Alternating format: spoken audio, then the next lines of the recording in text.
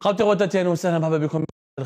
alaikum, mesdames et messieurs, bonsoir. J'espère que vous allez bien. J'espère que vous vous portez bien. Surtout. Le 3 mars dernier, énorme polémique. France 2, télévision française, service public en France. Ce n'est pas CNews, ce n'est pas BFM, ce n'est pas Europe 1, ce n'est pas une chaîne de télévision du groupe Bolloré, comme on avait l'habitude à chaque fois qu'on parlait de l'Algérie. En France, c'est la chaîne publique française qui diffuse une enquête de plus de 6 minutes qui parle de certaines méthodes utilisées par le pouvoir algérien pour faire taire ou intimider, pour reprendre le mot de France 2, les opposants algériens qui sont exilés en France. Et dans cette enquête, on a montré une opération d'infiltration, on peut appeler les choses ainsi, au sein d'un bureau qui est celui du bureau de sécurité du consulat général d'Algérie à Paris, où dans cette opération, un élément du MAC, un membre du mouvement pour l'autodétermination de la Kabylie, a fait croire au service secret algérien, parce que le bureau de sécurité, je rappelle toujours, c'est un local, c'est un organisme au sein du consulat d'Algérie qui est dirigé par le renseignement extérieur algérien. Donc cet élément du MAC a fait croire à ces services secrets algériens qu'il veut bénéficier des dispositions de l'Msheml, cette fameuse initiative dont nous avons parlé à maintes reprises, dont nous avons entendu parler sans jamais préciser les contours. Et voilà, France 2 qui fait exploser l'affaire, on entend des enregistrements où il y a des officiels algériens qui parlent à ce jeune militant du MAC ou à ce jeune membre du MAC pour essayer de lui expliquer, de le retourner, de lui dire si tu veux rentrer en Algérie, voilà ce qu'il faut faire, voilà là, le chemin. Bien sûr, la discussion fut affable. Ensuite, il y a une sorte d'audition qui a été effectuée. Et France 2, voilà, le documentaire a été diffusé largement. C'est une enquête qui a fait beaucoup de réactions. On nous a même confirmé qu'une plainte sera déposée prochainement par l'ambassade d'Algérie, qui a estimé qu'il y avait une campagne mensongère de calomnie, parce que France 2 a mis en exergue des pratiques d'ingérence étrangère sur le sol français. La polémique a enflé, mais beaucoup de questions sont restées sans réponse. Est-ce que le reportage de l'enquête de France 2 avait totalement raison? Qu'est-ce que c'est que cette initiative de l'Msheml, finalement? Qu'est-ce que c'est que cette idée de négociations qui sont menées par un bureau obscur des services secrets algériens à l'étranger avec des opposants algériens? Y a-t-il vraiment un processus de réconciliation qui a été mis en place? Un opposant algérien peut-il se réconcilier avec l'État algérien pour retrouver l'intégralité de ses droits civiques et juridiques? Pour répondre à toutes ces questions, nous avons décidé de mener une enquête à Algérie Part et nous nous sommes rapprochés de certains anciens membres du MAC, puisque c'est le reportage et l'enquête de France 2 avaient mis en place, avaient braqué les projecteurs et mis un focus sur ce mouvement-là. Nous avons rencontré et identifié d'anciens membres du MAC qui ont bénéficié pour le moment ou qui sont en cours de processus, on va dire, pour bénéficier de ce dispositif qui s'appelle l'Msheml, en français, la traduction exacte, l'initiative du rassemblement. Nous avons essayé de comprendre, nous allons essayer, nous avons parlé avec eux, mais on va aujourd'hui partager avec vous, à tous nos abonnés, chers téléspectatrices et téléspectateurs, leur vécu, leur témoignage et leur expérience, en toute honnêteté, en toute objectivité, loin de tout jugement de valeur. On n'est pas là pour attaquer quiconque, pour dire celui-là ou celle-là l'a menti, etc. Nous voulons juste savoir qu'est-ce qui se passe dans les locaux de ces consulats algériens quand on est dissident ou membre d'un mouvement classé terroriste ou opposant virulent et qu'à un moment donné, il y a une table de négociation autour de laquelle les représentants du régime et du pouvoir et les représentants de l'opposition peuvent se retrouver. Donc j'ai l'honneur et l'immense plaisir d'accueillir avec moi d'agréables personnes, de très charmantes personnes et très lucides personnes qui ont accepté de s'exprimer. C'est rare parce que le sujet est très sensible. C'est pour ça que je salue tous les participants, vraiment. Donc je commence par M. Taïb Abdelli, écrivain, poète, militant de la cause berbère. Merci beaucoup d'avoir accepté notre invitation. Merci de nous recevoir. On est là pour éclairer un petit peu certaines lanternes et puis, ma foi, pourquoi ne pas dire un certain nombre de vérités qui méritent d'être connues. Merci beaucoup, c'est Taïb. J'ai aussi le plaisir et l'honneur d'accueillir avec moi Matoub Kamel. Merci beaucoup, Azul Filaoun Matoub. Merci beaucoup d'avoir accepté notre invitation et merci beaucoup d'être venu à notre plateau pour débattre et discuter. Non, merci pour l'invitation. On est là pour dire la vérité que la vérité. Voilà. Et j'ai aussi le plaisir et l'immense plaisir d'accueillir Mohamed Bellossif, ancien membre du MAC aussi. Merci beaucoup d'avoir accepté notre invitation et d'être venu pour parler avec nous, toute franchise.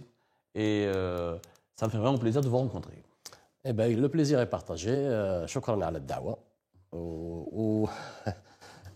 Voilà, on attend pour présenter notre témoignage de cette expérience et puis répondre à toutes les questions, les interrogations qui sont autour de cette question-là. Parfaitement. Parfaitement. Alors, avant de commencer avec les invités du plateau, j'ai aussi un autre invité qui m'a vraiment accordé un immense honneur de nous consacrer quelques minutes alors qu'il est en déplacement. J'ai avec moi Nordine l'Arabe. Nordine, merci beaucoup d'avoir accepté notre invitation. Tu n'es pas avec nous sur le plateau, tu devais être là avec nous. Alors, je te précise, on va tous se tutoyer pour instaurer un certain climat de sérénité et pour voilà, apaiser, parce que le thème est un peu grave, mais on va essayer de l'aborder entre Algériens pour essayer de comprendre les tenants et les aboutissants. Donc, c'est Nordine, Azul Filaoun, marhaba bik. Azul Filaoun, Sahar Mzalkom, marhaba bikoum. Et je remercie votre chaîne de nous avoir accueillis pour nous questionner. Et on est là pour vous répondre de notre expérience, comment ça a été passé, notre retour au pays. Très bien. Merci. Alors, Nordine, est-ce que tu peux nous parler d'abord de ton parcours? Est-ce que tu as été un membre du MAC? Combien d'années tu as milité au sein du MAC? Ou combien d'années tu as activé au sein du MAC? Et est-ce que tu as occupé des fonctions importantes au sein du MAC? Ou est-ce que tu as été un simple sympathisant du MAC? Donc, moi, j'étais un militant sincère au MAC pendant 7 ans. Après, j'ai occupé des postes de responsabilité tels que la formation ou dans le Parlement. Mais à un moment donné, je me suis... C'est-à-dire, il y a une période de relativisation. Alors, parce que moi, je ne veux pas devenir une marionnette entre des lobbies qui sont contre mon pays, où mon père, mon grand-père et mes parents et ma tribu se sont sacrifiés pour libérer cette Algérie sous l'emprise coloniale qui a duré 132 ans de mépris, de génocide et de négociation et de négationnisme. Voilà. Mais c'est Nordine. Tu me dis, voilà, c'est parce que il y avait des lobbies contre mon pays. Bon, le MAC, depuis 2013, clairement demande de l'autodétermination, donc une forme d'indépendance et de séparatisme.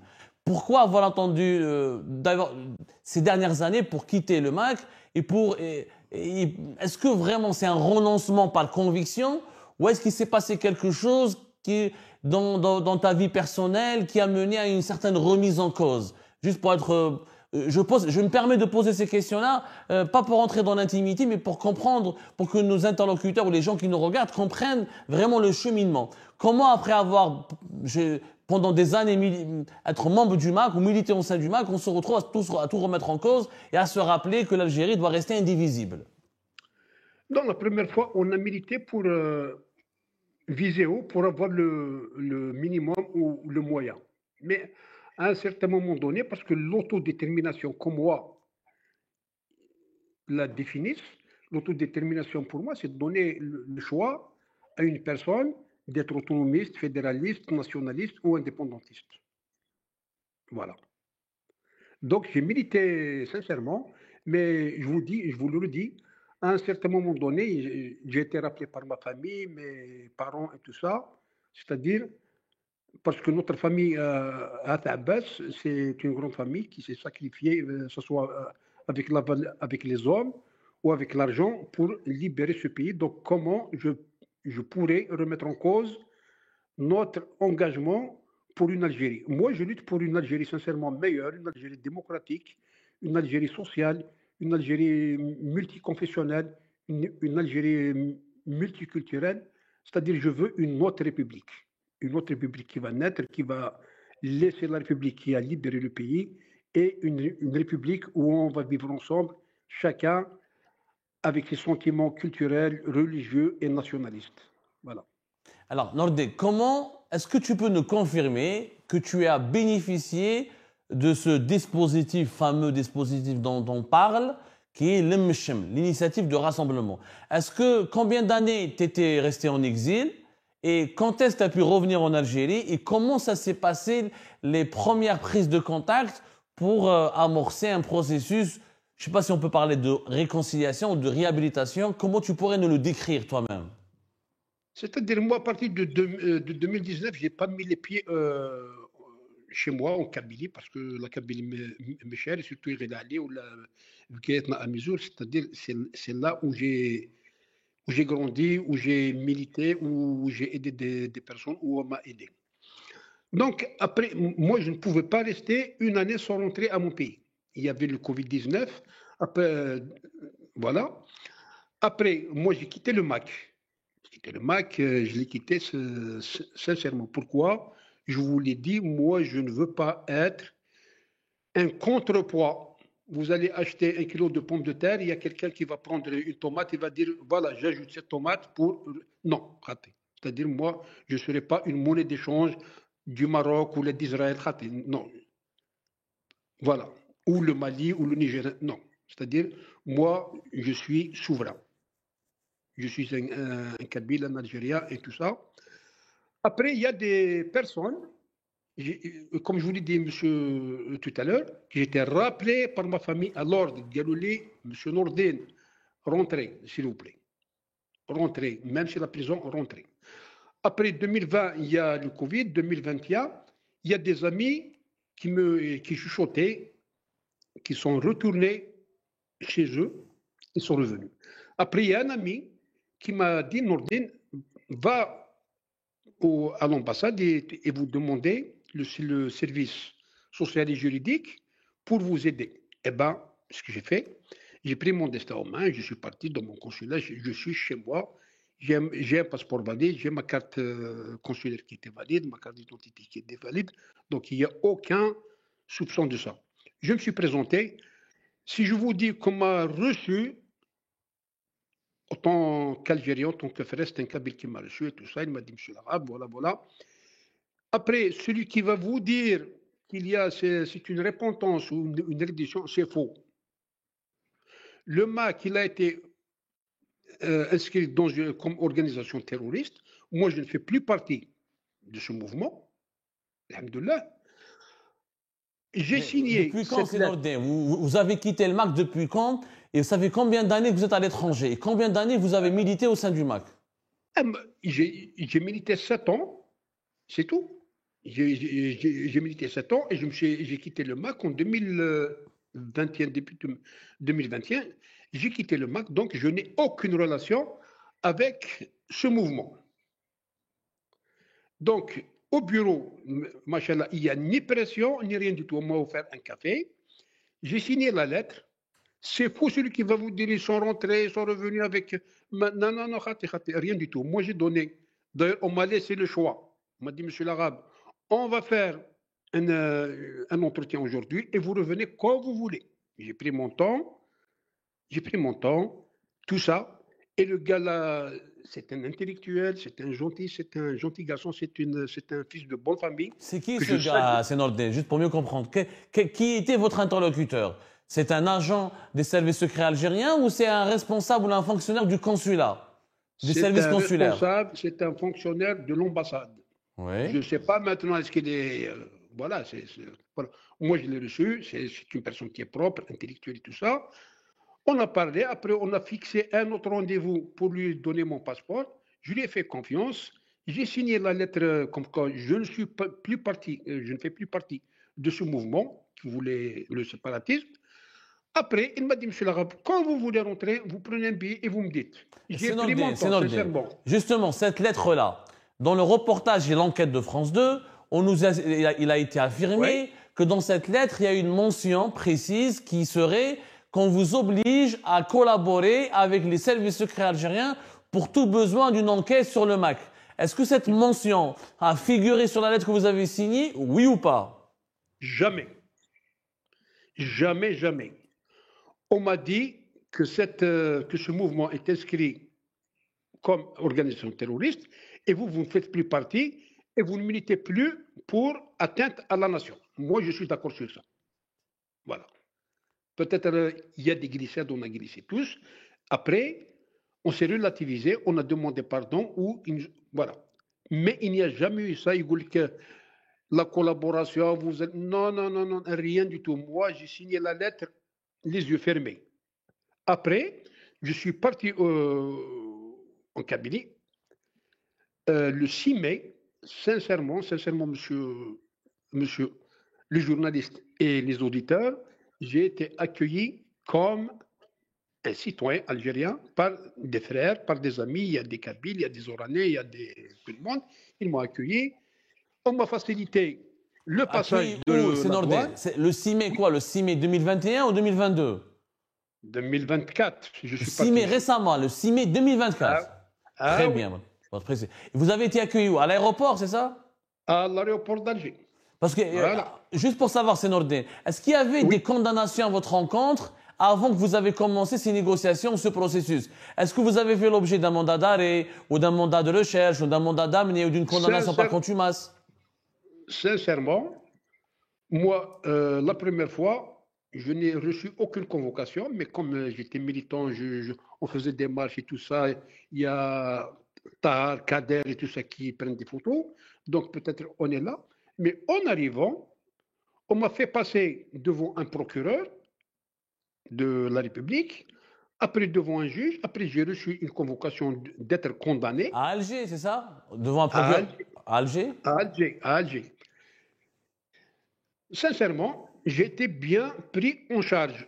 Après, lorsque j'ai vu que j'étais convoqué devant un juge pour appartenance à cette organisation terroriste, je me suis fait accompagner par un avocat. J'ai plaidé ma cause d'innocence. Moi, je n'ai pas tué, je n'ai pas volé, je n'ai pas détourné, donc j'ai été acquitté. Et je rentre et je sors, il n'y a aucune pression.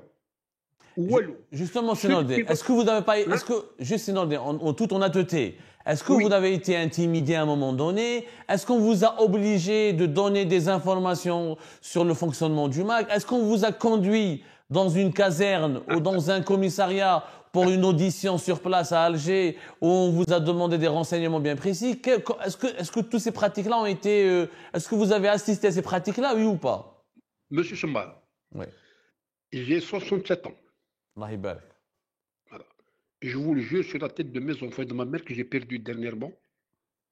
À aucun moment donné, on m'a intimidé ou mis la pression. Je vous le jure. Voilà.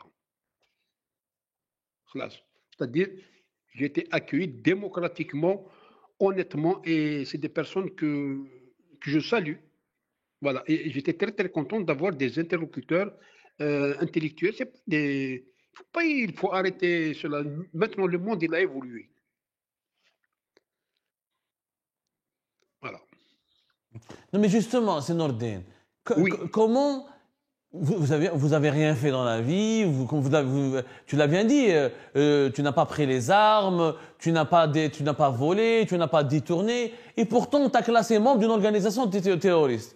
Et est-ce que c'est concevable qu'on classe quelqu'un comme terroriste alors qu'il a toujours été pacifique et qu'il n'a jamais pris ou fait du mal ou égorgé un coq? Voilà pour. Même à la fin. C'est-à-dire, placer quelqu'un en tant qu'organisation terroriste, il y a des lignes, à ma connaissance, qui ne sont pas franchies à dépasser. Par exemple, dans la Constitution, il vous dit que l'Algérie est unie et indivisible. Et ce n'est pas uniquement en Algérie. Regardez les bases on les a pris comme des organisations terroristes, les Corses, les Bretons, les Kanaks. C'est-à-dire, il y a la ligne à ne pas passer. À ne pas passer, il ne faut pas la dépasser. Et nous, malheureusement, on a essayé de dire ça pour avoir autre chose. Mais moi, je ne suis pas un terroriste. Moi, je refuse ça. Dès que j'ai vu ça, je me suis retiré. Khalas. Parce que le terrorisme des années 90, ouais, moi, je l'ai combattu idéologiquement et physiquement. Est-ce qu'il y a eu des discussions entre toi, Sénordine, et les interlocuteurs des autorités algériennes? Est-ce que vous avez discuté, vous avez dialogué, débattu? Pourquoi vous m'avez considéré comme terroriste? Pourquoi vous m'avez malmené? Pourquoi vous m'avez fait des jugements? Moi, je ne défends que des idées. Est-ce qu'il y a eu un débat? Est-ce qu'il y a eu un échange? Il n'y a aucun débat. Il n'y a aucun débat. Moi, on m'a fait présenter devant le procureur de la République, à Alger. Après, je suis parti devant la cour. J'ai pris des causes. Pourquoi vous avez fait ça? Pourquoi ça? Pourquoi ça? Pourquoi ça? On vous accuse d'avoir fait ça, d'affaire. Et moi, j'ai démontré que c'est faux. Après le débat, on était deux personnes, on a été acquittés. Il y avait 10 personnes qui ont été appelées à la barre. On était 2 à présent. Moi, j'ai fait confiance à mes interlocuteurs. J'ai fait confiance à la justice de mon pays parce que je voulais finir avec ça, quelle que soit la valeur de X. Nordin, qu'est-ce que tu réponds à celles et ceux qui disent finalement c'est une forme de chantage? On vous a fait du chantage, tu rentres dans ton pays, mais à condition que tu renonces à tes activités politiques. Est-ce que c'est du chantage, oui ou pas, de ton point de vue? Est-ce que ce n'est pas une forme de chantage? Pour moi, c'est-à-dire, on ne m'a pas dit ça. Moi, je n'appartenais plus au MAC. Mais maintenant, si on a dit à des personnes, mais on l'a dit à des terroristes qui ont pris des armes et tout ça. C'était la fameuse loi sur la réconciliation. Donc, il doit se définir. Est-ce qu'il est de ce côté-là pour une république unie et indivisible ou il va rester dans ses bottes? Moi, on ne m'a pas dit ça parce que moi, je n'étais plus du MAC. C'est-à-dire, tu as démissionné, oui. Tu as quitté le MAC avant même d'entamer ces négociations avec les autorités algériennes pour revenir au pays.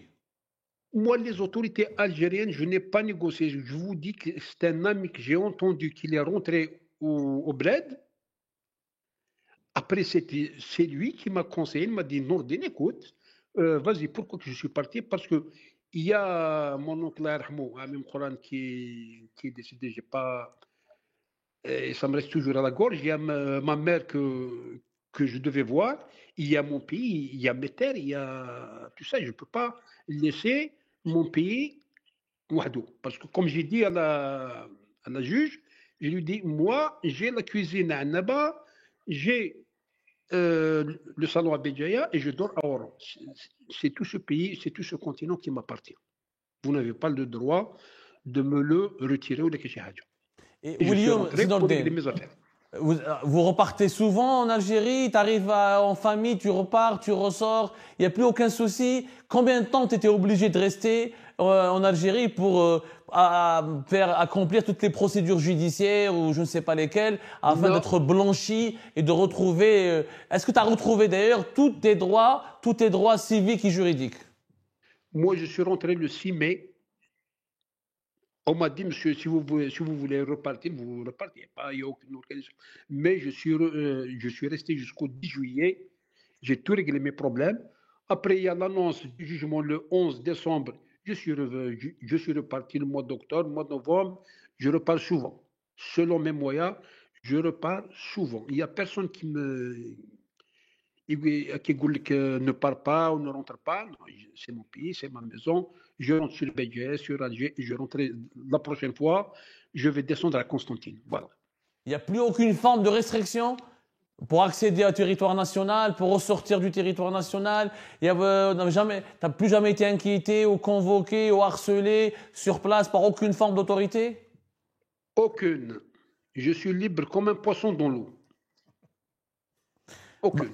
Merci beaucoup, Nordin, pour ce témoignage. Je vais me diriger par les invités qui sont sur le plateau. Au plaisir de te rencontrer ou de te voir. Je vous souhaite un très bon mois de Ramadan, une bonne fête, une bonne fin de carême pour les chrétiens et une très bonne perspective pour notre pays qui va se relever, Inch'Allah. Et pour la de M. Abdou-Soumar, moi j'ai répondu à ce reportage-là. J'attends la réponse du médiateur. Voilà. Merci. Merci beaucoup. Merci beaucoup. Alors, je vais commencer par toi, Matop. Parce que de tous les trois qui sont présents ici autour du plateau, tu es comme Nordin, tu es revenu déjà en Algérie. Oui. Après avoir... Alors, tu n'as pas fait l'objet de jugement, si j'ai bien compris. Non. Mais tu figurais sur un fichier de personnes recherchées en raison de tes activités liées avec le MAC. Est-ce que tu peux nous raconter toi aussi ton expérience? Comment tu as eu la conviction de te retirer du MAC et de te rapprocher des autorités algériennes est-ce qu'il y a une négociation ou pas? Est-ce qu'on négocie son retour en Algérie ou on doit passer un examen? C'est quoi ce lemchim finalement? Non, c'est pas... Ce qu'il a raconté Nordine, c'est la même chose qui m'est arrivé. En 2021, ils ont déterré mon père de l'ambassade. Ils ont déterré mon père pour l'emmener au bled. Et c'est là-bas qu'ils sont... Ton père qui était enterré ici en France? Ouais, on sait à Montrouge. Ils sont venus, ils l'ont déterré. Il est décédé en 2020. Ils l'ont déterré en 2021 pour l'emmener parce que c'est un ancien combattant. Et c'est là-bas de l'ambassade. Ils étaient là. Ils sont venus Ils sont rapprochés de moi. Ils m'ont dit, si vous voulez partir, il n'y a aucun problème. Tu peux partir, il n'y a personne qui va te toucher. Bon. Je dis, je vais réfléchir. Je vais réfléchir. En 2020... Qui t'a dit que tu vas... Qui t'a dit ça? C'est les responsables de l'ambassade. L'ambassade d'Algérie à Paris? Oui, oui. Ouais, ils sont venus pour déterrer mon père. Il y avait des gens avec des costards. Voilà. Et sur place, je lui dis, je vais réfléchir. Et j'ai réfléchi. Et quand j'ai réfléchi en 2022, j'ai arrêté avec le mouvement. 21 et 22, 23 et le 24, là, j'ai pris ma décision en 2024. J'ai pris la décision. Je suis parti voir l'ambassade. Récemment, c'est en quel mois? On va dire janvier. Janvier 2024. Ouais, à peu près janvier. Je suis passé les voir. Au service juridique aussi, c'est pareil. J'ai discuté avec eux, mais ils m'ont dit marhaba, ils m'ont donné du café, ils ont parlé avec moi. Normal, ils ont parlé avec moi. Ils m'ont dit, il y a, comme il a dit Nordine, ils m'ont dit de signer un papier comme quoi tu participes plus au MAC, à d'autres... au MAC, voilà. Ils m'ont dit, khlas ma'ahoum, si tu khlas ma'ahoum, il n'y a pas de problème. Je dis d'accord. Après, je dis, je vais réfléchir. Je vais réfléchir. Ils m'ont dit, si tu reviens, ramène avec toi ton passeport et ta carte consulaire et ta pièce d'identité. Je dis d'accord. Allez, au bout d'un mois, j'ai réfléchi parce que j'avais peur. J'ai dit, j'ai pas confiance. Et après, je dis, vas-y. Je vais y aller. Je suis parti. J'ai donné mon passeport, ma carte. Ils m'ont bien reçu.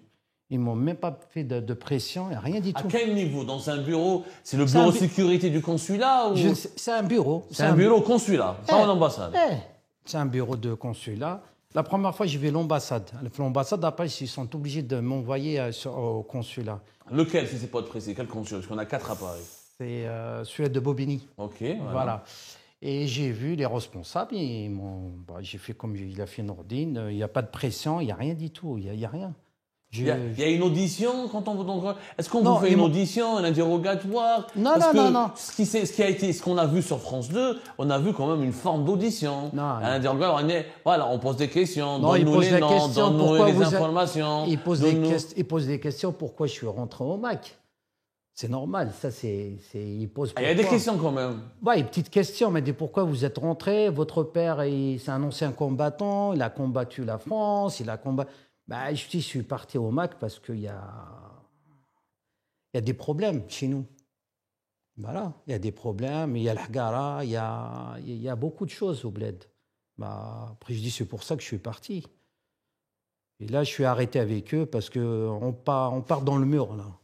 Justement, honnêtement, est-ce que il y a une très film l'initiative parce que pour des considérations familiales, voilà, tu devais aller en Algérie, assister à l'enterrement de ton père, retrouver comme la terre natale, retrouver les membres de la famille, retrouver la famille, ou là c'est une conviction politique?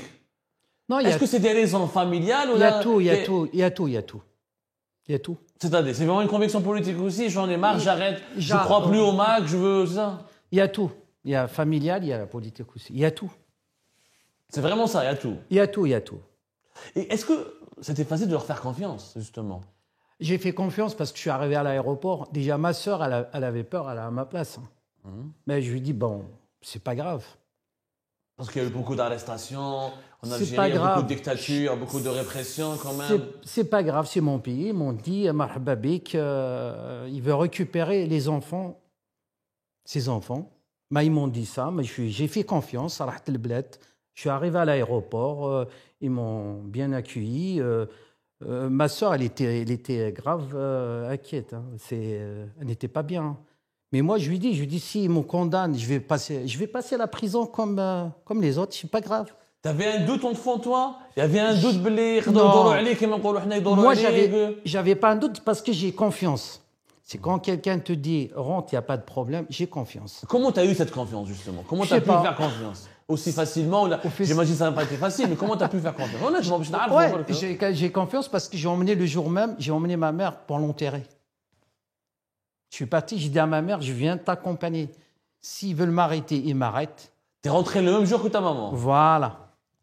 Le jour du décès, le jour que j'ai emmené ma mère en Algérie, je lui dis, je l'accompagne cette fois-ci. Mon père, je ne l'ai pas accompagné, mais ma mère, je vais l'accompagner. S'ils veulent m'arrêter, ils m'arrêtent. Mais ils ne m'ont pas arrêté, ils sont venus m'accueillir. À l'aéroport d'Alger? À l'aéroport d'Alger, ouais. Et comment ça s'est passé après? Qu'est-ce qui s'est passé après? Je suis resté 15 minutes à peu près. Le temps qu'ils fassent mon truc, ils m'ont fait sortir. Hein. Ils m'ont fait sortir. Et plus tard, tu es resté combien de temps en Algérie? Tu es passé devant les tribunaux? Tu as eu la même chose que moi? Il y a eu un procès, pas de procès? Je suis ni passé par les tribunaux, ni rien du tout. Je suis libre des mouvements. J'ai rien, il n'y a rien. Tu n'as accompli aucune procédure judiciaire? Il n'y a rien du tout pour moi. Je suis passé 15 jours là-bas, je suis revenu. Là, je suis parti déjà 5 fois. Là, je repars encore. Mais il n'y a personne qui m'a arrêté, personne ne me dit qu'est-ce que tu fais. Parce qu'il n'y avait pas de mandat d'arrêt contre toi, il n'y avait pas une procédure judiciaire contre toi. Non, il n'y en a pas. Mais je suis recherché, à mon avis, je suis dans la liste. Tu étais juste recherché? Bah, à mon avis. Hein. Est-ce que tu peux nous raconter qu'est-ce que tu faisais au sein du MAC? Est-ce que tu avais des fonctions précises? Est-ce que tu étais un simple sympathisant, un simple membre? Je suis commencé un simple militant. Après, j'étais dans le bureau exécutif. Après, je suis arrêté. Hein. Je suis arrêté. Mais quand tu as arrêté, quand tu t'es séparé du MAC, tu étais membre du bureau exécutif. Voilà, exact. Ouais. Et malgré cela, en Algérie, ça semble un peu incroyable, ces matos. La vie aussi belle que ça. Qu'est-ce que je veux Non, la vérité.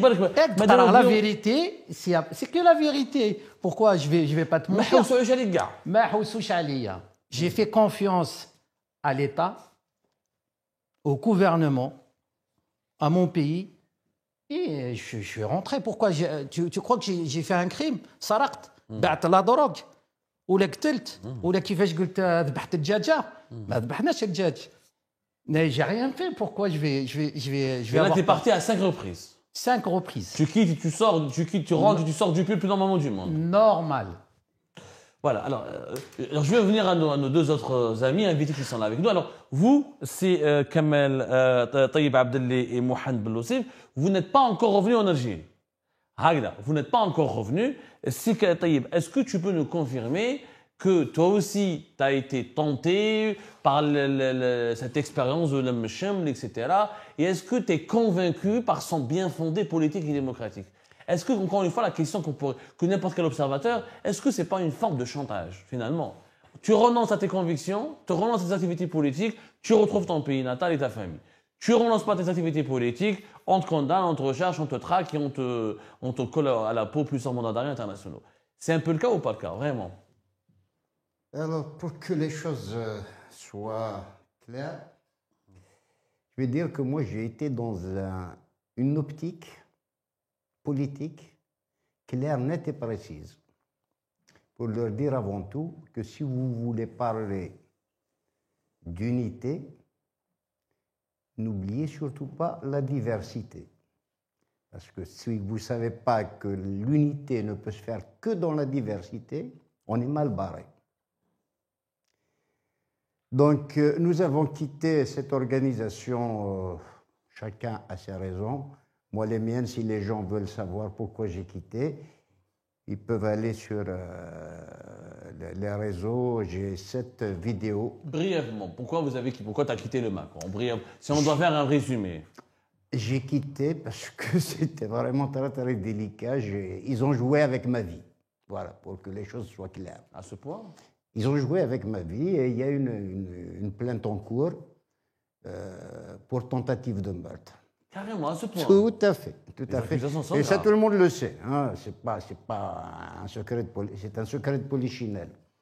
Donc, dès lors, je me suis dit, bon, je vais défendre ma kabylie comme un Orani va défendre son oranité, comme un Constantinois pareil, comme un Sahraoui du Sud, comme un Algérois, parce qu'on a tendance à essayer de passer une forme de rouleau compresseur sur tout notre passé d'avant 1830.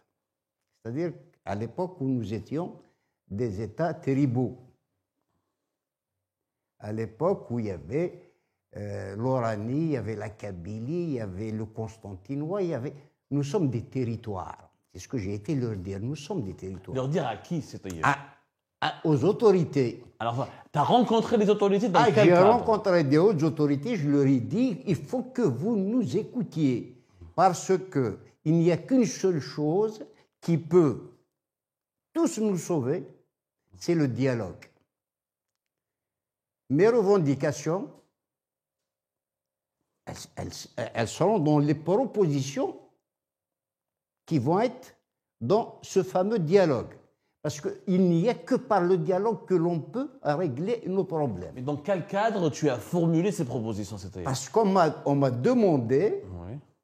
de rédiger quelque chose, une opinion d'un citoyen, quel qu'il soit. Parce que moi, quand je dis kabyle, c'est comme si je disais oranais, algérois, constantinois, chaoui, mzabi, voilà. Cette réalité sociologique, culturelle, historique, linguistique, si on nie ces réalités, on va droit dans le mur. Donc moi, je leur ai dit... Pour être clair, c'est-à-dire, tu as été au consulat dans le même cadre de ce processus de l'initiative de rassemblement et tu as rencontré des interlocuteurs institutionnels à qui tu as tenu ce discours. Ah oui, mais absolument. Aussi bien au consulat qu'à l'ambassade, qu'à d'autres autorités à qui j'ai eu affaire, où j'ai dit que si vous voulez, si vous voulez parler de l'unité, parce que ce qui s'est passé jusqu'ici, on vit dans l'unicité et pas dans l'unité. Alors, si on veut l'unité, on ne peut la faire que dans la diversité. Est-ce qu'ils ont été réceptifs à ce discours? Absolument. Absolument, parce que j'espère avoir été convaincant. Parce que quand j'ai dit que la priorité des priorités, c'est le dialogue, c'est l'échange, c'est le débat. Mettons-nous à table. Alors justement, discutons-en de nos spécificités, de nos singularités, de nos particularités. Tu as ressenti de leur part, absolument, à l'ambassade comme au consulat, de l'écoute, etc. Absolument. Et toi, tu es parti dans le cadre de cette initiative de rassemblement. Tu as envie de revenir en Algérie. Depuis combien d'années tu n'es pas revenu en Algérie? Depuis 2018. Depuis 2018. Ouais. Est-ce que tu as des jugements, des mandats d'arrêt ou des procédures judiciaires qui ont été lancés à ton encontre par les tribunaux algériens? Bien sûr, j'ai été condamné comme tout le monde. C'est une condamnation totalement insensée, il faut dire. Laquelle j'ai été condamné comme tout un chacun, enfin, parce que je suis un ancien cadre de cette organisation. Le MAC, on parle de le MAC. Oui, d'accord. Et donc j'ai été condamné quand même à 20 ans de réclusion criminelle. J'ai trouvé ça... Combien d'années? 20 ans de réclusion criminelle.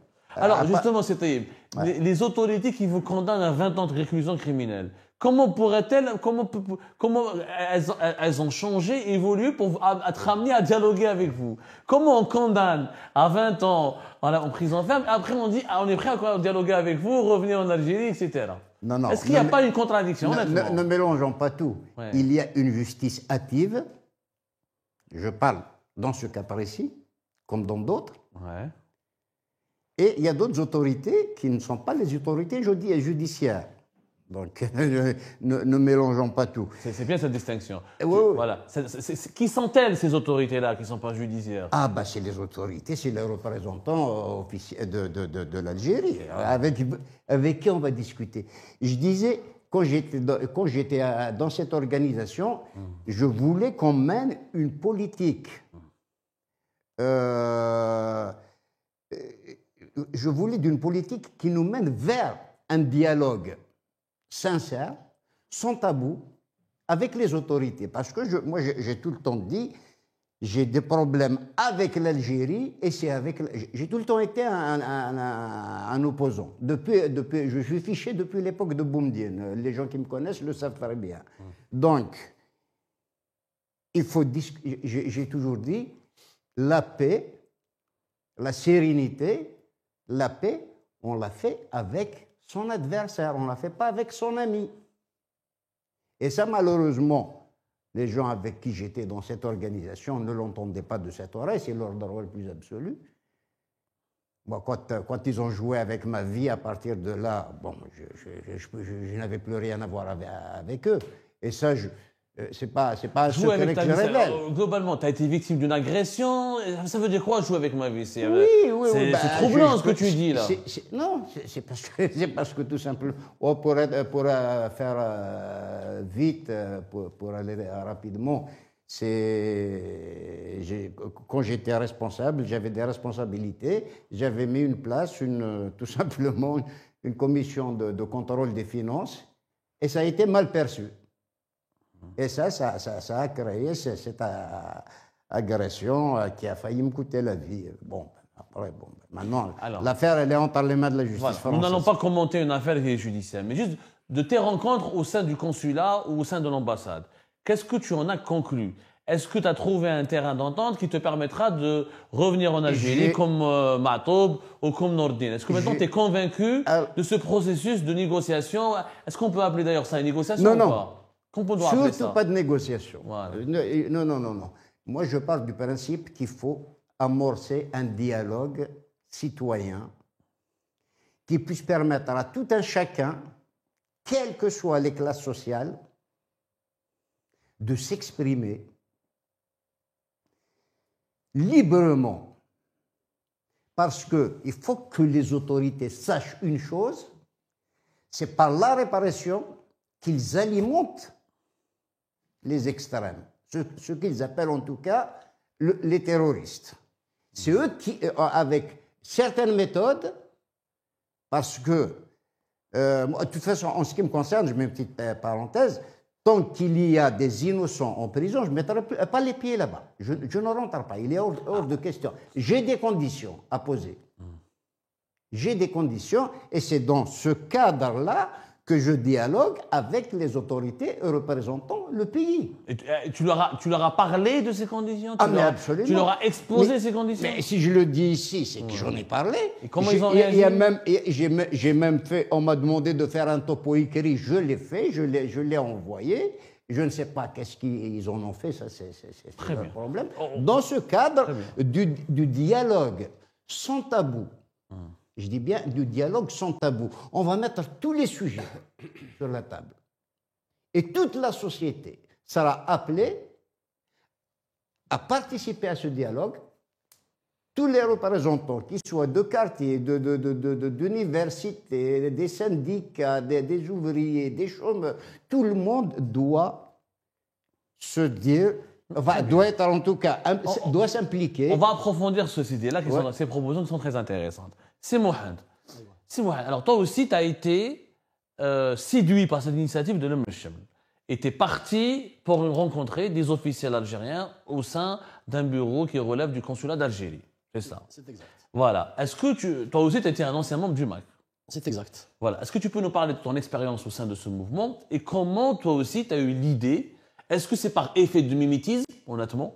Est-ce que, Mohamed, parce que tu as vu Ma'toub, Nordine et d'autres personnes sont rentrées et tout s'est bien passé, tu te dis, ah, pourquoi pas moi? Moi aussi, j'ai une famille. Moi aussi, mon pays me manque. Moi aussi, l'exil est douloureux. Est-ce que c'est par mimétisme ou c'est par une profonde remise en cause pour se dire, non, comme dit Saad Taïeb, je préfère aller dialoguer avec ces autorités-là, avec ces adversaires-là, malgré la répression, je préfère les faire réfléchir et exploiter la moindre brèche pour essayer de défendre mes idées?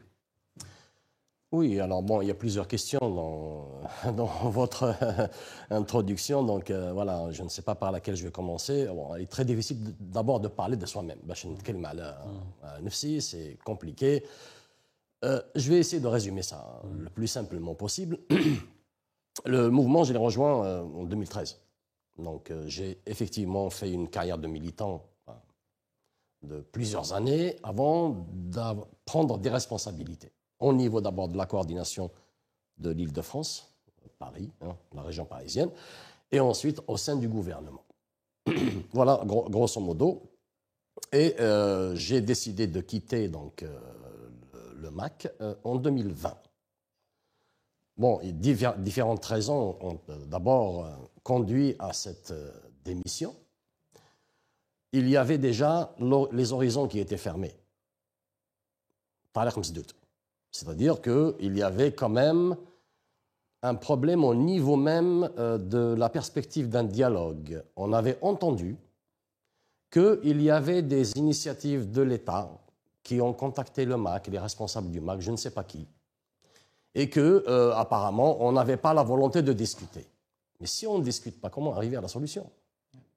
Donc il y avait déjà ce problème-là déjà qui s'est posé. Et autour de cette histoire-là, il y avait une opacité. Nous étions dans les responsabilités et on n'était pas informés de cela. Donc il n'y a pas déjà dans la direction et dans la gestion du mouvement lui-même, il y a un problème aussi au niveau de la gestion de ces questions-là. Donc il fallait à un moment donné voilà, prendre ces décisions et c'est ce que j'ai fait en 2020. Je ne vais pas m'étaler sur d'autres détails et je précise d'emblée que ce que je dis aujourd'hui et ma présence ici à Nijit Lahna, pour des règlements de compte. D'ailleurs, je tiens à saluer tous les amis, tous les militants que je considère encore comme des frères, après tout, hein, même si eux, ils sont en train de continuer le combat. Moi, j'ai choisi un autre chemin parce que je crois à d'autres initiatives. Et depuis 2020, je me suis astreint, donc, comme on dit, à une obligation de réserve. Donc, je ne me suis pas exprimé. C'est un silence que j'ai observé du mieux possible depuis 2020 à ce jour. Et là, effectivement, depuis à peu près 2 années, on entend, effectivement, il y a des gens qui sont repartis. Il y a des anciens responsables, l'ancien Premier ministre qui est reparti au pays, qui habite au Canada et qui est rentré, et d'autres personnes. Et donc, j'ai entendu effectivement cela. En passant par le même processus. En passant, je ne connais pas les détails de leur cheminement, hein, pour être honnête. Je ne connais pas ce détail-là, mais effectivement, j'ai entendu que, enfin, l'ancien Premier ministre l'avait dit publiquement. On parle du Premier ministre du gouvernement provisoire qui est affilié au MAC. Absolument. On ne parle pas d'Ahmed Yahya. Non, pas du tout. De l'ancien Premier ministre. Avoir de confusion. L'ancien Premier ministre du GPK, voilà, qui réside au Canada et qui avait dit que voilà, il ne faut pas avoir peur et que vous pouvez aller vous rendre aux représentations diplomatiques algériennes et vous allez avoir toutes les informations qu'il faut pour entamer un processus pour rentrer au pays. Donc, moi, personnellement, j'ai hésité. Alors, ça remonte quand même il y a 2 ans à peu près, et j'ai hésité, donc il a fallu attendre 2024. Et l'été 2024, juillet 2024, j'ai décidé d'aller demander des informations, et j'ai décidé aussi de me présenter devant les autorités pour savoir ce qu'il en est de ma situation. D'abord, être recherché, c'est certain, parce qu'il y a un signe. Bon, je ne pouvais pas le savoir comme ça. J'ai un cousin, malheureusement, mon nom d'usage, c'est Mohamed, mais réellement, sur les papiers, c'est Mohamed. Mais comme on m'a toujours appelé depuis petit Mohamed, j'ai gardé le même nom connu par mes amis, connu par tout le monde. Donc, j'ai un cousin qui a le même prénom. Il a fallu rester, enfin, il a été bloqué 3 mois au pays. À l'enterrement de sa mère, il est resté 3 mois. Parce qu'on l'a confondu. On l'a confondu. En fait, c'est son nom qui était mis dans le fichier central. Bien évidemment, il a été après par la suite blanchi. Et c'est là que, finalement, moi, on a mis mon nom à sa place. Donc, je suis recherché. Je n'ai pas eu vent d'une condamnation quelconque. Donc, j'ai décidé tout simplement d'aller me présenter devant les autorités, d'abord de police, enfin d'ambassade, et puis éventuellement au pays de police et de justice, pour répondre éventuellement d'une quelconque accusation ou d'une quelconque condamnation. Donc là, j'ai pris la décision. Je n'ai pas encore été. Mais je suis en train de me préparer pour y aller. J'ai entièrement confiance en ce processus. D'où vient cette confiance, justement? D'où cette confiance, alors qu'on a en face Voilà, non, mais Oui. franchement, comment on peut avoir confiance alors que sur place, il y a encore des prisonniers politiques, Bien il y a des évidemment. gens qui sont bloqués, il y Bien a des gens qui sont évidemment. encore condamnés à voir à la peine capitale, Je veux dire, etc. Comment... pourquoi Voilà. j'ai confiance? Il faut d'abord quand même regarder un peu l'histoire aussi, Tani, parce qu'il ne faut pas regarder uniquement le présent. Si on regarde la révolution algérienne, il y avait des prisonniers. Ben Bella, il est sorti le 19 mars. Et pourtant la délégation du FLN avait négocié depuis 1961. Et ça n'a pas bloqué les négociations. Donc on ne va pas se saisir du problème des prisonniers politiques ou des problèmes de dépassement, si vous voulez. Il y a toujours des dépassements dans ce type de situation. Il faut savoir que l'Algérie, quand même, elle est visée de partout. Voilà. Elle est visée de partout. Nous sommes les premiers à payer, d'ailleurs si on parle de la Kabylie, nous sommes les premiers à payer les conséquences, par exemple, d'une balkanisation du pays. Honnêtement. On est les premiers à payer une balkanisation du pays. C'est un vrai danger quand on c'est parle de un balkanisation, on parle oui. d'un scénario de division. De division, Comment d'éclatement. tu as eu cette conviction qu'on est menacé par un scénario de balkanisation? Oui, on est menacé parce qu'on voit bien que quand même, depuis 62 à maintenant, il y a des signes déjà de clans, de fragilité du système, un clan qui se lève et qui prend la place de l'autre, et ainsi de suite. On a vu cela, Bella qui se fait renverser par Boumediene, ensuite Boumediene et ainsi de suite. Bon, on a vu le cheminement, comment il s'était passé. Donc, aujourd'hui, il y a des signes vraiment de menace de l'intégrité du pays.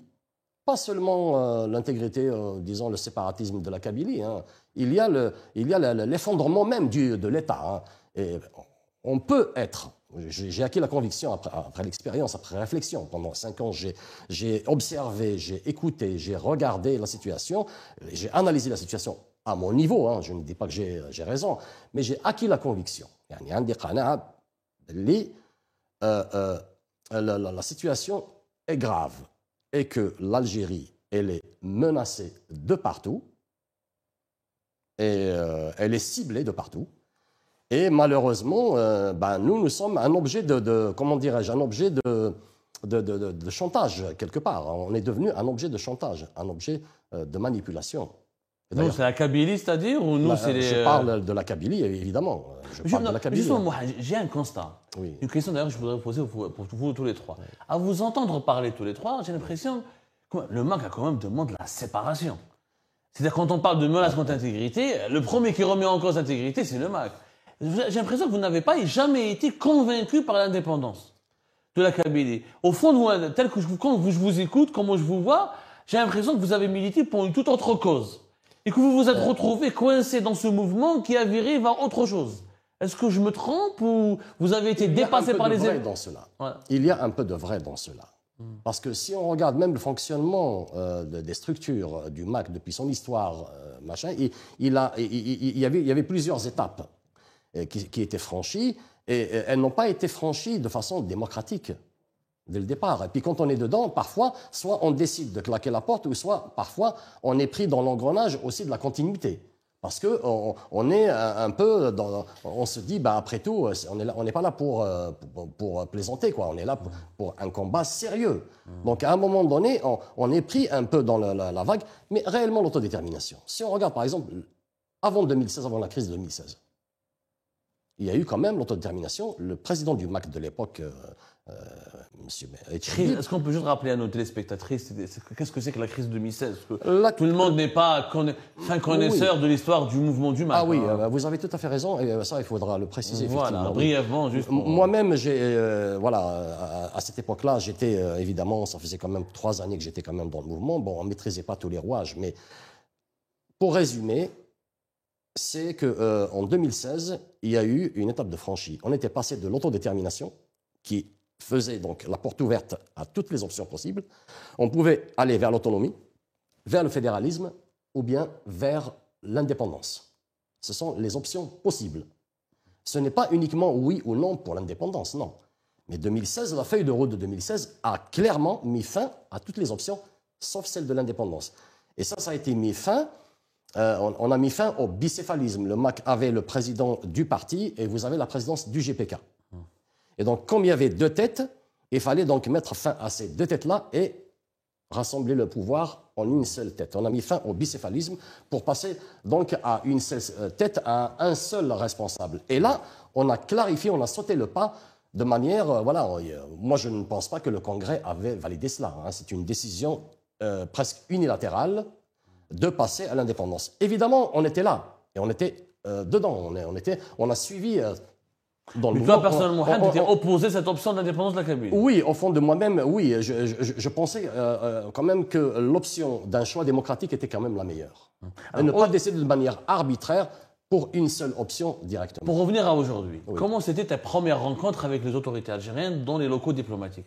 Tu es parti, tu leur as exposé, tu t'es manifesté comme tu as dit, tu as demandé, oui. etc. Donc tu savais que tu étais recherché. On t'a dit quoi? On t'a accueilli comment? Et comment s'est passé le dialogue? Bon, comme on l'a dit, c'est Taïb tout à l'heure. Oui, juste avant de répondre à cette question, je voudrais quand même préciser que si je dis ces témoignages-là par rapport au parcours et par rapport à toutes ces étapes-là franchies, ce n'est pas pour polémiquer, hein, pour ainsi dire. Ça, on laissera pour les historiens de faire après le travail par la suite sur toutes ces questions-là.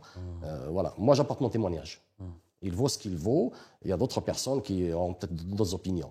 Mais pour répondre à la question, j'ai été reçu au consulat de manière très respectueuse.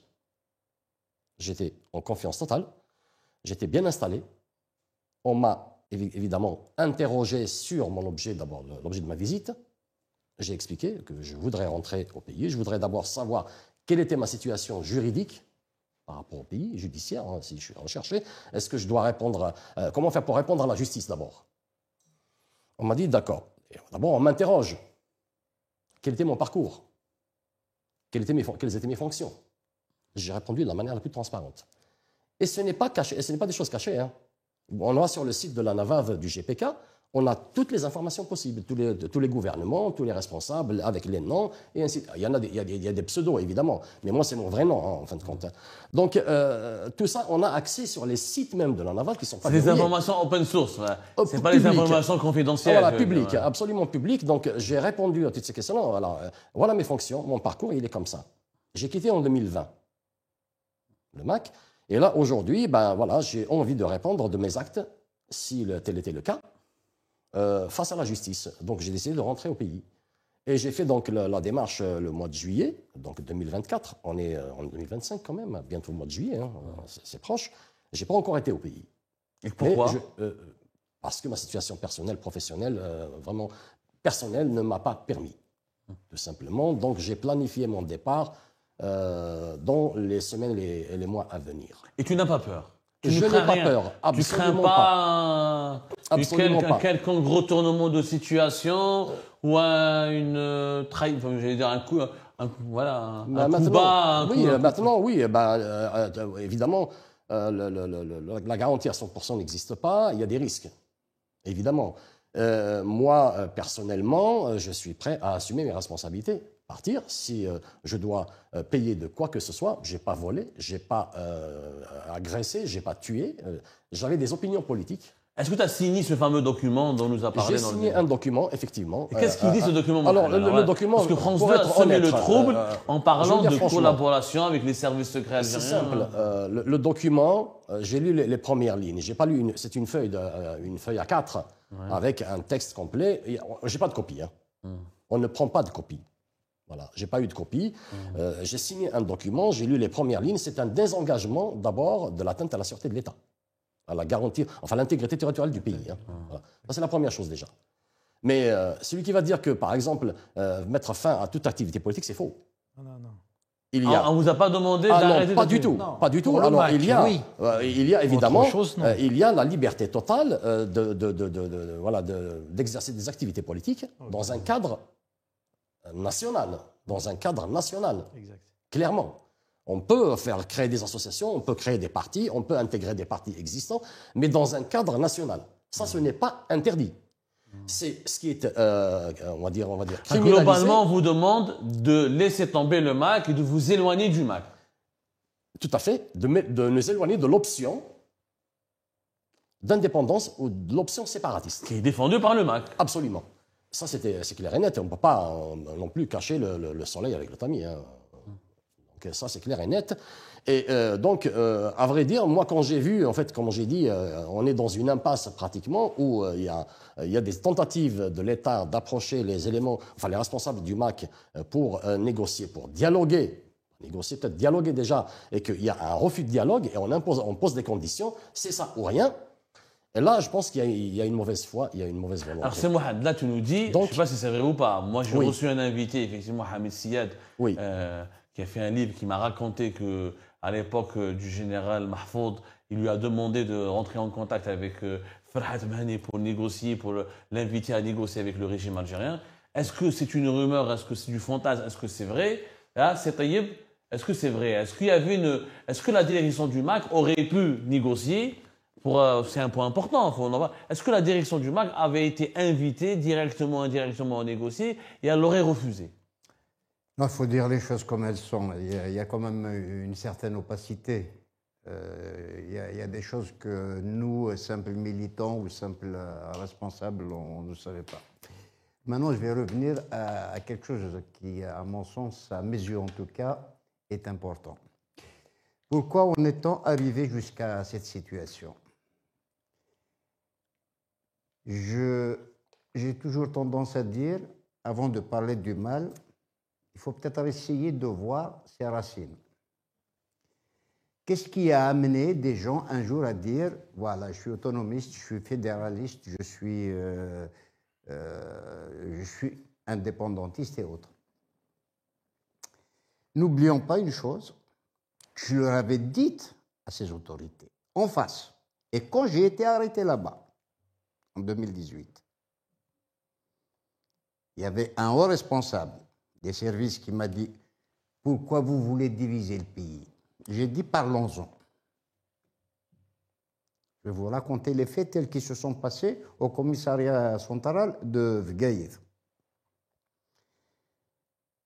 Qu'est-ce que je lui dis?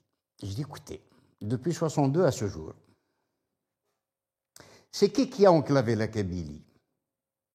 C'est nous qui l'avons enclavé? C'est qui a discriminé la Kabylie? Vous voulez qu'on raconte un petit peu, qu'on fasse un tout petit tour de table concernant les discriminations que nous avons subies, alors que l'histoire, elle est récente, l'histoire contemporaine. Parce qu'ils m'ont dit, votre père est mort pour l'Algérie. J'ai dit, certes, mais vous oubliez une chose, c'est que mon père et ses compagnons, ceux qui sont morts, ils sont morts avant tout pour notre liberté et notre dignité. Et le reste, ça vient derrière, ça vient après. Il y a la nation, certes, faisons-la, construisons-la, la nation.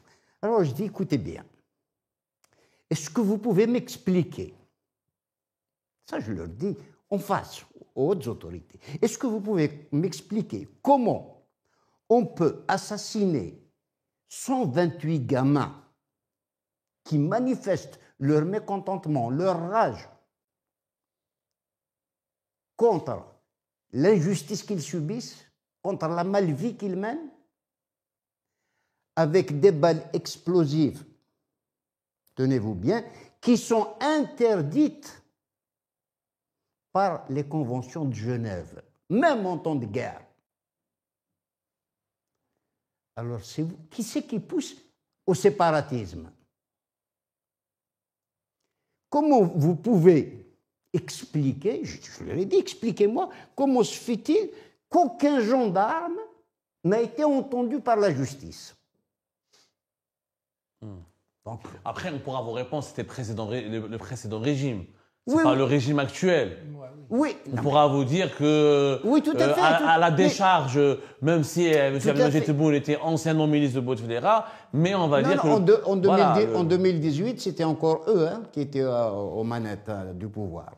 Passons. Mais donc, cet enclavement de la Kabylie, c'est depuis 1962, avec l'histoire du FFS et tout le reste. Bon. Bien nous en a pris, parce que nous avons une histoire. Si, par exemple, cette initiative marche et que tous les opposants ou tous les activistes pourraient rentrer en Algérie, pour lancer enfin un dialogue. Est-ce que ça pourrait mettre fin à toutes ces frustrations et ces racines du mal? Tout à fait. Justement, pour attaquer le mal à la racine, parce que nous, tu as dû remarquer, à chaque fois, on s'attaque au mal, mais jamais à la racine du mal. C'est ça qui nous fait, si j'ose dire, mal. Alors justement, puisqu'on parle de cela, de ces racines du mal, c'est Matoub, toi qui étais déjà en Algérie, pourquoi vous ne leur avez pas dit à ces gens-là qui étaient vos interlocuteurs, vous avez fait une initiative de rassemblement, dire une amnistie, dire qu'il y a la réconciliation nationale, la concorde civile. Pourquoi ce dispositif est resté informel, indirect, de la bouche à oreille? Ils ne le font pas publiquement. Nous voulons tourner la page. Comme nous avons tourné la page de la décennie noire, on veut tourner la page de la répression et de la persécution. On libère les prisonniers politiques et on appelle les opposants à l'étranger à rentrer chez eux. L'Arabie Saoudite vient de le faire. L'Arabie Saoudite, la semaine dernière, a lancé un appel, a dit celles et ceux qui n'ont pas tué et qui n'ont pas volé doivent rentrer au pays, sont les bienvenus. Pourquoi on ne fait pas une amnistie directe? J'ai l'initiative, le mchim informel. C'est pour ça qu'on a accepté ton invitation. On va profiter de dire ça. On demande au président, au gouvernement algérien, à notre pays, de faire une amnistie pour tout le monde, intérieur, extérieur, et les gens qui sont dans la prison. Les gens qui n'ont rien fait. Voilà, on demande ça. On vous demande, Monsieur le Président, l'amnistie pour tout le monde. Voilà, je vous le demande parce qu'il y a des mères qui souffrent. Oui, ce que je voulais ajouter, si vous me permettez, c'est que nous avons un certain nombre de propositions à faire qui sont sous forme de conditions. Parce que moi, tant que les innocents qui sont à l'extérieur ne sont pas amnistiés, tant que les innocents qui sont en prison ne sont pas libres, je me vois mal. C'est ce que je leur dis. Je me vois mal à l'entrée. Mais est-ce qu'ils t'écouteront? Est-ce qu'ils le feront? Est-ce qu'il y a des signes d'une volonté il y a une forme d'ouverture d'esprit. Je l'ai ressenti, cette forme d'ouverture d'esprit. Parce que, quand j'ai dit à un des hauts responsables, je lui ai dit, on a parlé on dit telle région. J'ai dit, écoutez, je vous propose d'oublier le mot région et on va parler en termes de territoire. Parce que nous sommes un pays continent où il y a des territoires. Parce que le mot région, moi, j'aime pas le mot région parce qu'il est connoté, il y a la connotation de régionalisme. J'ai horreur de ce mot-là. J'entends le mot région. C'est intéressant, c'est intéressant. J'ai dit, parlons en termes de territoire, comme ça a été déjà avant 1830. Il y avait des territoires. Et tu as senti une ouverture d'esprit? Ah ben, jusqu'ici, j'ai été écouté, très bien. Sincèrement. Mais maintenant, bien sûr qu'il faut avancer. C'est-à-dire qu'il faut que pas seulement, il y aura des débats, il y aura des échanges, tout ce qu'on veut, mais un dialogue sincère, sérieux, sans tabou, doit être instauré. Pour que tout le monde, toi, moi, les autres, tout le monde, les gens vont rentrer, on va. Pour l'instant, je dis, il n'y a rien à négocier. Nous ne pouvons faire qu'une chose. Dans un premier temps, on commence, la base sera le dialogue. Le dialogue va, à terme, dégager des consensus. Et c'est une fois que les consensus sont vus, sont clairs, sont nets, que l'on va commencer à négocier. Parfait. Et ça va prendre le temps que ça va prendre. Parfait. Alors, en conclusion, parce qu'on est obligé de conclure, même si le sujet est très vaste et passionnant, mais je pense qu'on fera un deuxième ou un troisième épisode, pourquoi pas. C'est Matoub, avant d'aller vers toi, Mohamed. Est-ce qu'il y a beaucoup d'anciens militants, membres du MAC, qui ont intégré cette initiative de rassemblement, ils ont pu repartir au pays sans aucune crainte, et vraiment, pour celles et ceux qui sont tous repartis, personne n'a été victime d'une vengeance ou d'un retournement de situation. Clairement, jusqu'à aujourd'hui, il n'y a personne. Jusqu'à aujourd'hui. Mais de toute façon, ça a été commencé en 2019 ou je crois 2022. Non, 2020 déjà, ils ont commencé parce qu'ils m'ont parlé. Il y a des gens qui sont rentrés au bled. J'ai un ami, il m'a dit, vous êtes en retard. Il y a des gens déjà qui sont rentrés de Marseille, de Lyon. Déjà. les gens du MAC. Ils sont nombreux, les gens du MAC, les enseignants du MAC qui sont rentrés. Il y en a beaucoup qui sont rentrés. Mohamed, réellement? Ils sont beaucoup, on peut les estimer, c'est quoi? Quelques dizaines, quelques centaines?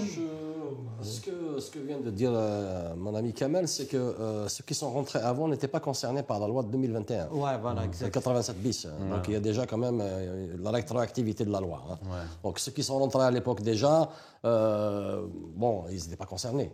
Voilà. Ils n'étaient pas considérés comme membres d'un mouvement terroriste. Voilà, absolument. Voilà, donc absolument. c'était le cadre était beaucoup plus serein pour eux. Beaucoup plus serein. Hein. Ce qui est, par exemple, là, on ne peut pas les estimer effectivement, mais bon, ça fait son chemin. Ce qui est regrettable, يعني هذا للاسف l'initiative المبادرة هذه نتاع الحكومة, c'est que elle est encore officieuse. مش يعني حاجة رسمية. Donc, ça devrait revêtir un caractère officiel. Soit une loi, un décret présidentiel d'une amnistie, ou soit un projet de loi qui va passer devant les deux chambres, l'Assemblée nationale et le Sénat, de façon à valider donc مشروع قانوني qui va effectivement faire une amnistie générale et faire une réconciliation nationale et aller vers moi ce que j'appellerais, comme il parle de territoire, moi je parlerai beaucoup plus loin, j'irai beaucoup plus loin, c'est de parler de deuxième république. C'est-à-dire que l'Algérie de demain ne doit pas ressembler à l'Algérie depuis d'hier ou d'aujourd'hui. Voilà. C'est-à-dire que le système jacobin, c'est le pire ennemi pour un territoire aussi vaste qu'un continent. Hein. On est 45 millions, il y a des régions, chacune sa spécificité géographique, culturelle et linguistique. Donc c'est la nouvelle étape. Hein, la nouvelle étape. Moi, j'ai entièrement confiance, et si on doit conclure par une note d'espoir, c'est que moi, j'espère que les autorités du pays vont prendre des mesures, ou en tout cas donner des signes d'apaisement. إشارات يعني تهدئة الوضع, d'apaisement pour voilà, mettre les gens en confiance, de façon à dire que finalement, vous pouvez toujours critiquer les autorités, le pouvoir exécutif, sans avoir des risques au pays, sans toucher aux valeurs fondamentales du pays. Donc l'intégrité territoriale, on peut la considérer comme sacrée. Il y a plus de 5000 ethnies dans le monde. On ne va pas balkaniser le monde entier pour faire 5000 États. C'est complètement impossible. Il y a énormément d'États qui ont plusieurs ethnies qui vivent en harmonie. Simplement, il faut trouver le cadre. Il faut trouver le moyen pour faire cohabiter tout le monde dans un cadre pacifié, dans un cadre serein. Eh ben, c'est une belle note d'espoir Voilà. sur laquelle nous Donc, allons finir. Merci beaucoup, Sey Taïeb, d'avoir participé dans ce débat passionnant. Merci beaucoup, Sey Mohamed. Merci beaucoup, Khoya Ma'toub. Merci à Nourdine, l'arabe qui nous a quittés, qui malheureusement n'a pas pu être là avec nous. Voilà, je vais lire avec attention ce livre qui m'a été offert par Sey Taïeb Abdelli. Je vous remercie beaucoup. Bon, cette émission avait pour objectif de raconter des témoignages. Nous n'avons pas de parti pris, nous privilégions aucun camp, aucun clan. Ce que nous défendons, c'est juste la vérité, rien que la vérité. Voilà, il y avait une polémique qui a été enclenchée par l'enquête et le reportage de France 2. Notre devoir était d'en savoir un peu plus, de donner la parole à d'autres personnes, d'avoir un autre son de cloche pour connaître les tenants, les aboutissants de ce processus. Et vous avez bien remarqué que sur ce plateau, dans cette émission, il y a eu des parcours différents, des témoignages différents, des attentes différentes et des revendications communes, certes, mais avec des modes d'expression différents. Ça fait partie de cette pluralité que nous aimons tant, et ça fait partie de cette force qui fait la gloire et le bonheur de cette Algérie, que nous défendons nous aussi.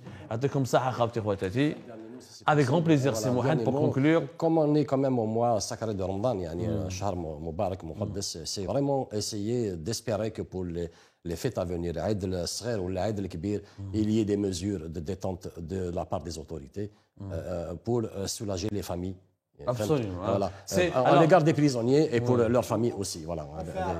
Voilà. Franchement, je suis tout à fait d'accord. Bon, moi, cette initiative de rassemblement, je ne peux que l'applaudir, bien sûr.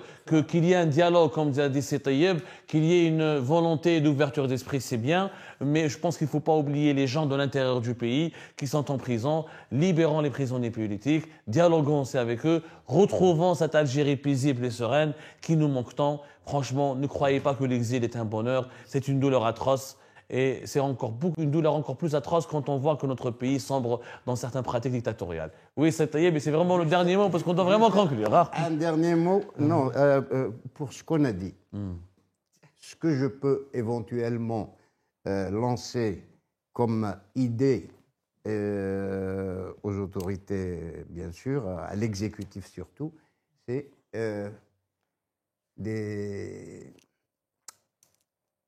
déjà commencer par l'abrogation de l'article 87 bis.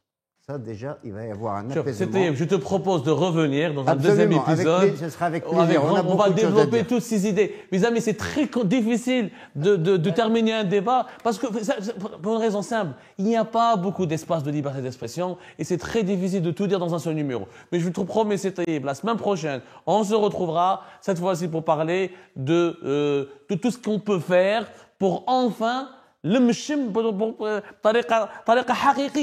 pour se rassembler de façon sérieuse et pérenne et durable. Allez, à la semaine prochaine.